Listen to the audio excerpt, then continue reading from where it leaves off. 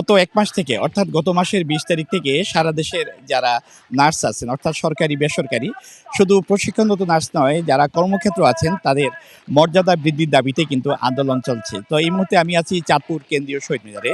এখানে চাঁদপুর সরকারি nursing institute থেকে শুরু করে বেসরকারি আরও কয়েকটি নার্সিং ইনস্টিটিউট এবং যারা বিভিন্ন হাসপাতালে কর্মরত আছেন তারা এই মুহূর্তে আন্দোলনে যোগ দিয়েছেন। আসলে তারা এতদিন যে আন্দোলন সংগ্রাম করছিলেন তাদের একটাই দাবি, তারা উচ্চ মাধ্যমিক পাশ করে ৩ বছর প্রশিক্ষণ এবং তারপর ইন্টার্নিং করার পরও কিন্তু তাদের কিন্তু উচ্চ মাধ্যমিক মর্যাদায় দিয়ে যাচ্ছিল সরকার। এবং সেক্ষেত্রে তারা বলছেন যে এটি একটি চরম বৈষম্য। কারণ অন্যরা যখন উচ্চ মাধ্যমিক পাশ করে ৩-৪ বছরে তারা সম্মান শ্রেণীতে অর্থাৎ ডিগ্রি পাস করছে, পড়াশোনা করে যে একটা মর্যাদা পায় সেই মর্যাদা তাকে দেওয়া হচ্ছে না। এবং চাঁদপুর শহরে বেসরকারি যে প্রাইভেট হাসপাতালগুলো আছে এবং ক্লিনিকগুলো আছে সেখানেও যারা কর্মরত আছেন তারাও কিন্তু এই আন্দোলনে শরিক হয়েছেন এবং তাদের একটাই দাবি, তাদেরকে যেন সম্মান মর্যাদা দেওয়া হয়, অর্থাৎ স্নাতক সমমানের যেই ডিগ্রি পাস কোর্স আছে সেই মর্যাদা যেন দেওয়া হয়। কারণ তাদের বক্তব্য একবারে সাফ কথা হচ্ছে যে তারা চাচ্ছে যে তাদেরকে যেন অন্যান্য যারা মর্যাদা সম্পন্ন পেশায় আছেন তাদের সেই মর্যাদার আসনে নিয়ে যাওয়া হয়। তা আমি এই মুহূর্তে কথা বলবো একজন নার্সের সঙ্গে, আসলে তাদের এই আন্দোলন সংগ্রামের প্রেক্ষাপটটা এবং আপনারা কতদিন পর্যন্ত আন্দোলনটি চালিয়ে যাবেন আমরা একটু জানতে চাই এবং কেনই বা এই আন্দোলনটি হচ্ছে।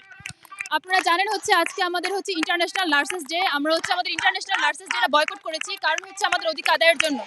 আমরা ৩ বছর এইচএসসি পাস করে এসেছি, তারপর 3 বছর ডিপ্লোমা কোর্স করেছি, তারপর ইন্টার্নশিপ 6 মাস করেছি। তারপর আমাদের কোনো ধরনের ডিগ্রি সমমান দেওয়া হচ্ছে না। আমরা এইচএসসি পাস করার পরও আমাদেরকে এইচএসসি সমমানই দেওয়া হচ্ছে। কেন এই বৈষম্য কেন?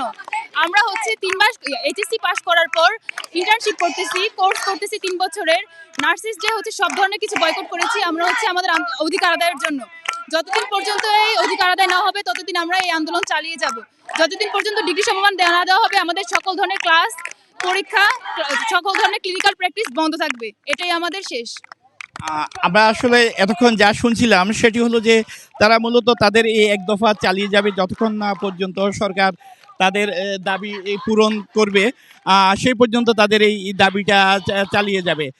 তাদের এই ক্ষেত্রে এই আন্দোলন সংগ্রামের কারণে বিভিন্ন হাসপাতাল এবং যে প্রাইভেট হাসপাতালগুলো আছে সরকারি বেসরকারি, আসলে সেখানে কিন্তু মারাত্মকভাবে স্বাস্থ্যসেবাও কিন্তু ব্যাহত হচ্ছে এবং এই স্বাস্থ্যসেবা ব্যাহত হওয়ার পরও কিন্তু তারা তাদের দাবিতে অনড় আছে এবং এই দাবিটি চালিয়ে যাওয়ার জন্য তারা বরাবরই কিন্তু তারা একই কথা বলছেন এবং তাদের কথা হলো যে তাদের দাবি মানতে হবে, আর যদি না মানে তাহলে আসলে তাদের সেই সংগ্রামটি চালিয়ে।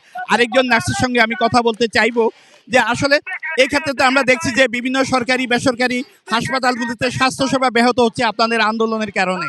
তো সেই স্বাস্থ্যসেবা ব্যাহত করে জনগণের ভোগান্তি করে রুগীদের ভোগান্তি করে আপনারা যে আন্দোলন করছেন এটির যৌক্তিকতা কতটুকু? আমরা আমরা কোনো জনগণের ভোগান্তি করছি না। আমরা শান্তিপূর্ণ মানববন্ধন করছি এখানে আমাদের ন্যায্য অধিকার আদায়ের জন্য।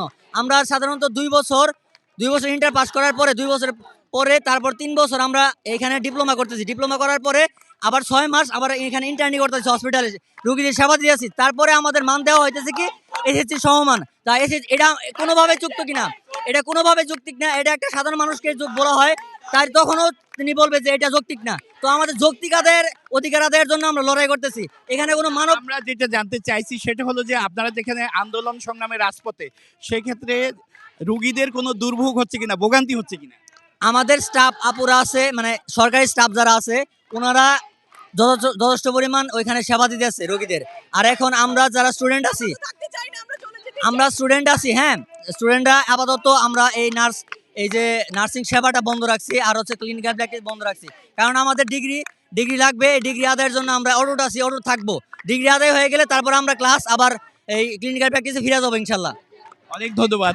আসলে আন্দোলনরত নার্সরা দাবি করেছেন যে তারা এখানে যারা আন্দোলন করছেন তারা মূলত সবাই শিক্ষার্থী এবং আমি লক্ষ্য করেছি যে এদের অনেকে আবার আছেন যারা সরকারি চাকুরিও করেন, তারাও কিন্তু তাদের মর্যাদার জন্য আন্দোলন সংগ্রাম চালিয়ে যাচ্ছেন। আর একটি কথা বলে রাখি যে এই মুহূর্তে চাঁদপুর 250 শয্যার যে বিশিষ্ট হাসপাতালটি আছে সেই হাসপাতালে এই নার্সদের বক্তব্য হচ্ছে যে সেখানে তাদের একটা অংশ সেখানে কিন্তু তারা দায়িত্ব পালন করে যাচ্ছেন, এতে রুগীদের কোনো ধরনের ভোগান্তি বা দুর্ভোগ হওয়ার কথা নয়।